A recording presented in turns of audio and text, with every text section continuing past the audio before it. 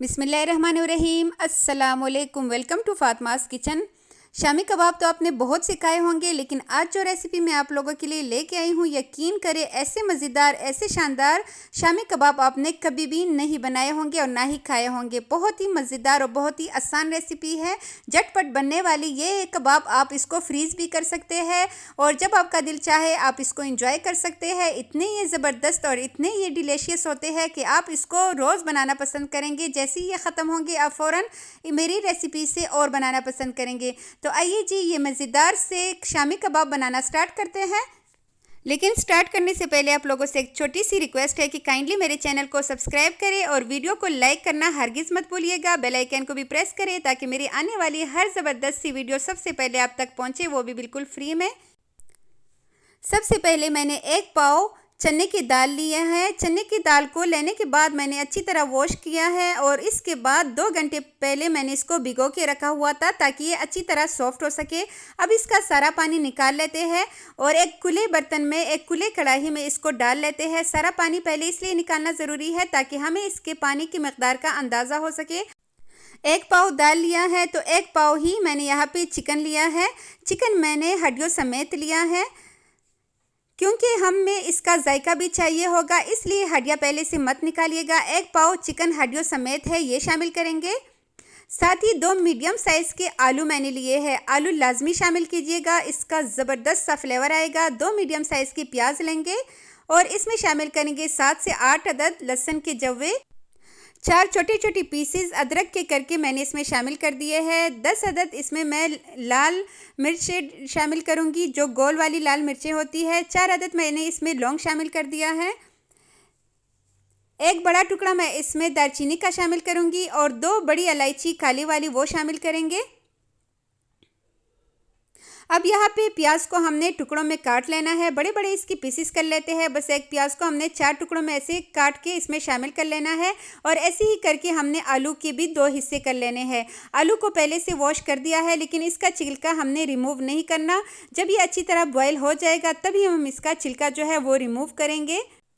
1 चाय का चम्मच भर के मैं इसमें सफ़ेद ज़ीरा शामिल करूंगी। 1 चाय का चम्मच भर के नमक शामिल करेंगे और आधा चाय का चम्मच इसमें पिसा हुआ गरम मसाला शामिल करेंगे।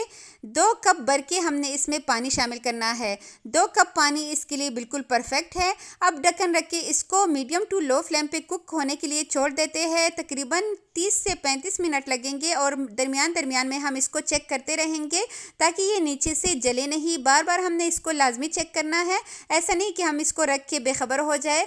और ज़्यादा पानी भी मत शामिल कीजिएगा। ये देखिए इतना परफेक्ट हमने इसमें पानी डाला था कि वो अच्छी तरह इसमें जज़ब हो चुका है। और अब जो इसमें खड़े मसाले हमने शामिल किए थे ना, वो सारे हमने निकाल लेने हैं। सिर्फ ये जो मिर्चें हैं ये हमने नहीं निकालने, और बाकी आलू भी निकाल लेते हैं और चिकन भी निकाल लेते हैं। आलू के जो छिलके हैं वो रिमूव कर लेंगे और गरम गरम ही हमने ये प्रोसेस करना है, क्योंकि जब ये ठंडे हो जाएंगे फिर हमारे लिए इसको मैश करना बहुत मुश्किल हो जाएगा। इसलिए गरम गरम ही हम इसको हमने इसके ये जो सारा प्रोसेस है ये कंप्लीट करना है। यहाँ पे चिकन को भी निकाल लेते हैं और इसके जो हड्डियों का जायका है ना, हड्डियों में ही असल जायका होता है, वो दाल के अंदर अच्छी तरह जज़ब हो चुका है। अब यहाँ पे हमने इसको अच्छी तरह मैश कर लेना है। इसमें जो अदरक वगैरह है वो भी अच्छी तरह मैश हो जाएंगे और जो इसमें हमने लाल मिर्चों को साबुत डाला था वो भी इसमें अच्छी तरह मैश हो जाएंगे। और दूसरी साइड पे हमने जो चिकन निकाला था उसके हमने हाथ की मदद से रेशे कर लेने हैं और ये झटपट इसके रेशे हो जाते हैं। हमने इसको कूटना नहीं है क्योंकि हमने इसके रेशों को बरकरार रखना है। इसके रेशों का ही जायका असल में बहुत ही ज़बरदस्त आएगा मुंह में। और ऐसे ही करके हमने हाथ की मदद से आलूओं को भी मैश कर लेना है। जब ये ठंडे हो जाएंगे आलू तो बहुत ज़्यादा ये मुश्किल होता है इसको मैश करना, तो इसलिए थोड़ा सा गर्म हो तभी हमने इसको मैश करना है। अब दाल में इन दोनों चीज़ों को शामिल कर लेते हैं। चिकन के रेशों का इसमें बहुत ही ज़बरदस्त जायका आएगा। मैंने इसमें स्पाइसेस का इस्तेमाल बहुत ही कम रखा है। आप चाहे तो मिर्चों को ज़्यादा डाल सकते हैं। आधा चाय का चम्मच इसमें मज़ीद नमक शामिल करेंगे। आधा चाय का चम्मच इसमें काली मिर्च का पाउडर और 1 चाय का चम्मच भर के हम इसमें लाल मिर्च का पाउडर शामिल करेंगे। अब हमने इसको अच्छी तरह मिक्स कर लेना है।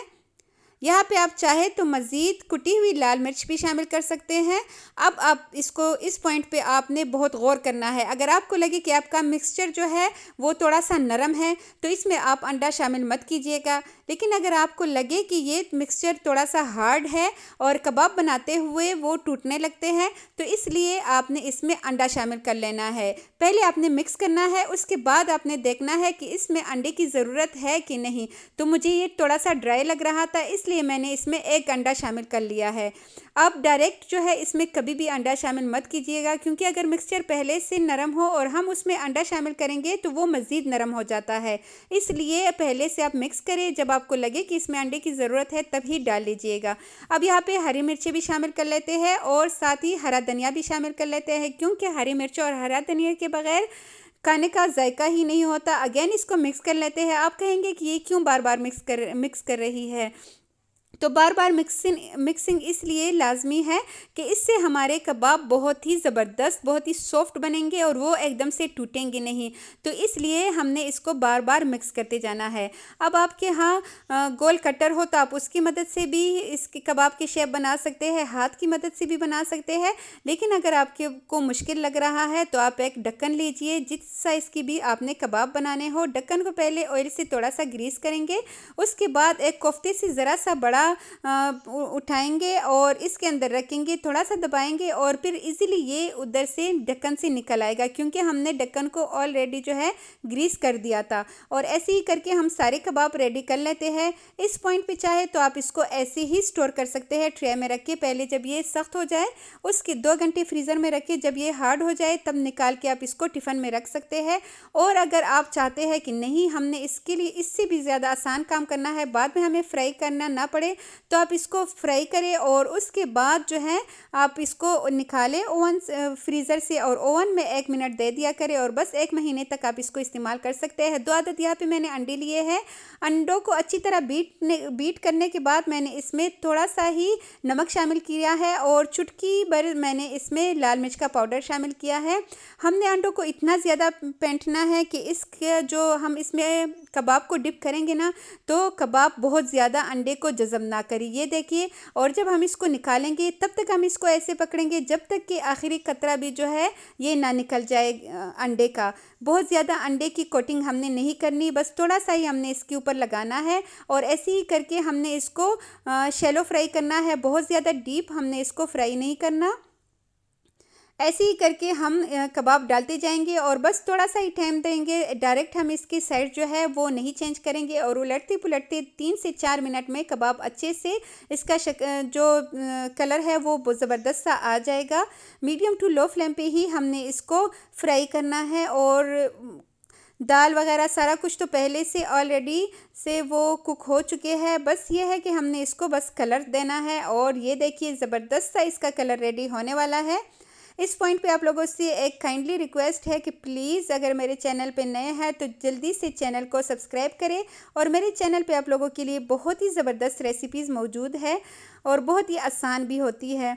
यहाँ पे दोनों साइडों को अच्छी तरह कलर देने के बाद हम इसको निकाल लेते हैं और इसको अभी मैं आपको सर्व करके दिखाती हूँ कि बिल्कुल बाज़ार वाला लुक, बल्कि बाज़ार से 1000 गुना ज़्यादा बेहतरीन इसका जायका होगा। आपने बच्चों के लिए बर्गर बनाने हो, बच्चों को लंच बॉक्स में देना हो तो तब भी ये बेहतरीन आइडिया है। खाने के लिए भी बहुत ही ज़बरदस्त है। ये किसी भी खाने की दावत की जान हो सकती है। और ये देखिए सारे कबाब मैंने ऐसे ही फ्राई कर दिए हैं। आई होप आपको आज की मेरी वीडियो बहुत ही पसंद आई होगी। अंदर से ये इतने ज़्यादा ज़बरदस्त, इतने ज़्यादा मज़ेदार है ना कि आप यकीन करें कि आप बस इसको खाते रह जाएंगे। तो आपने लाजमी मेरी रेसिपी को ट्राई करना है, अपना फ़ीडबैक मेरे साथ लाजमी शेयर करना है और ऐसी ही मज़ेदार रेसिपीज़ के लिए मेरे चैनल पे आते रहना है। अपना ढेर सारा ख्याल रखिएगा। अंदर से देखिए बहुत ही ज़बरदस्त, बहुत ही मज़ेदार। आप भी जल्दी से बनाइए, अपनी वाह वाह करवाइए और मुझे दीजिए इजाज़त। अल्लाह हाफिज़।